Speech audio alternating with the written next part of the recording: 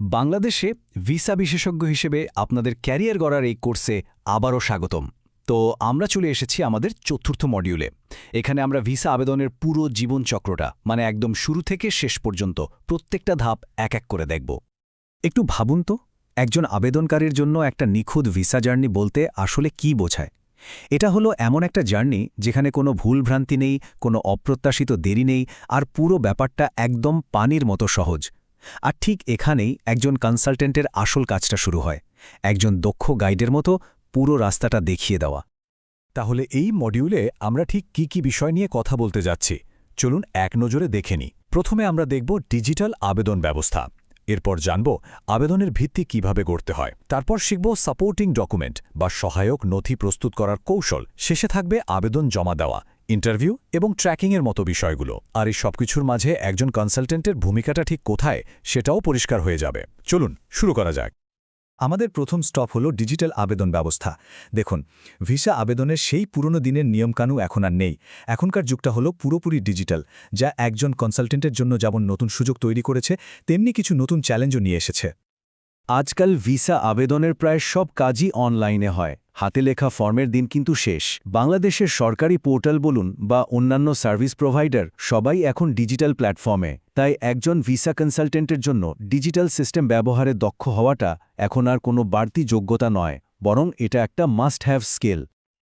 ভাবুন তো, ছোট্ট একটা টাইপিং মিস্টেক আর তার জন্য পুরো আবেদনটাই বাতিল হয়ে গেল। এমনটা হতেই পারে।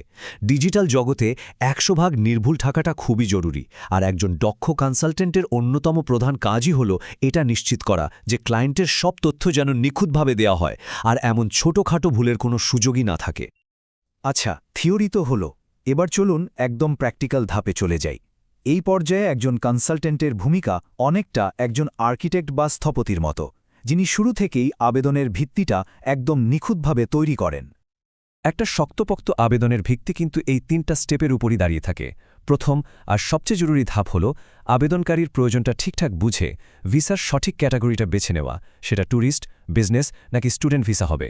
এরপর visa.gov.bd এর মতো সরকারি পোর্টালের সর্বোচ্চ সতর্কতার সাথে অনলাইন ফর্মটা পূরণ করতে হবে। আর সবশেষে যে সাধারণ ডকুমেন্টগুলো লাগে সেগুলো ঠিকঠাক গুছিয়ে নিতে হবে। তো এই সাধারণ প্রয়োজনীয় জিনিসগুলো কি কি? প্রথমত, আবেদনকারীর পাসপোর্টের মেয়াদ কমপক্ষে ৬ মাস থাকতেই হবে, আর সাথে অন্তত ২টো খালি পৃষ্ঠা থাকতে হবে। এর সাথে লাগবে সাদা ব্যাকগ্রাউন্ডে তোলা একদম রিসেন্ট ২ কপি পাসপোর্ট সাইজের ছবি।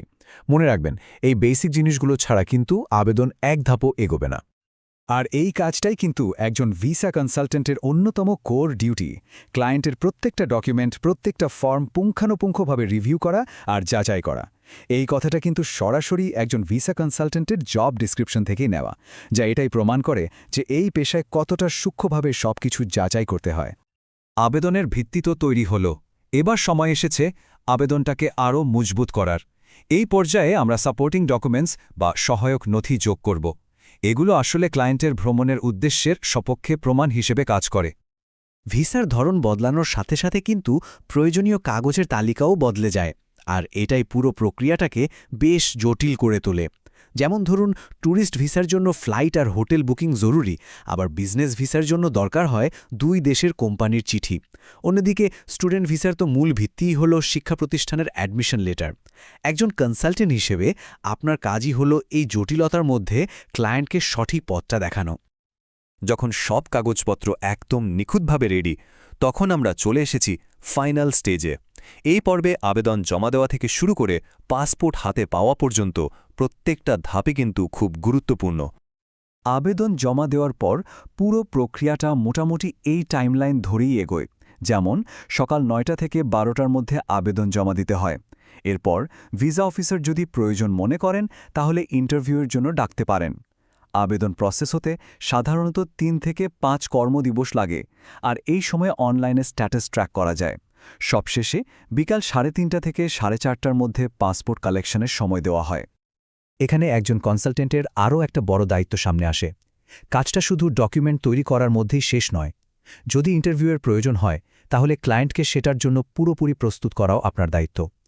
কিভাবে আত্মবিশ্বাসের সাথে সব প্রশ্নের উত্তর দিতে হবে সেই প্রস্তুতিটা করিয়ে দেওয়া কিন্তু খুবই জরুরি।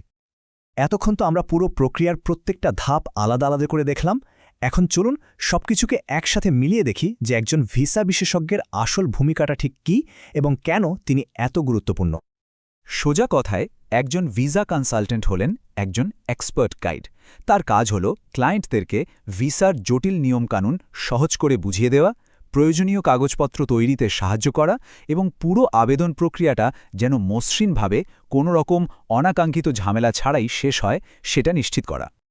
একজন সফল ভিসা কনসালটেন্ট হতে গেলে এই দক্ষতাগুলো থাকতেই হবে, যেমন ছোটখাটো ডিটেলসের দিকে নজর রাখা, ইমিগ্রেশন আইন সম্পর্কে আপ টু ডেট থাকা, ক্লায়েন্টের সাথে ভালো সম্পর্ক বজায় রাখা আর যে কোনো সমস্যা দ্রুত সমাধান করার ক্ষমতা।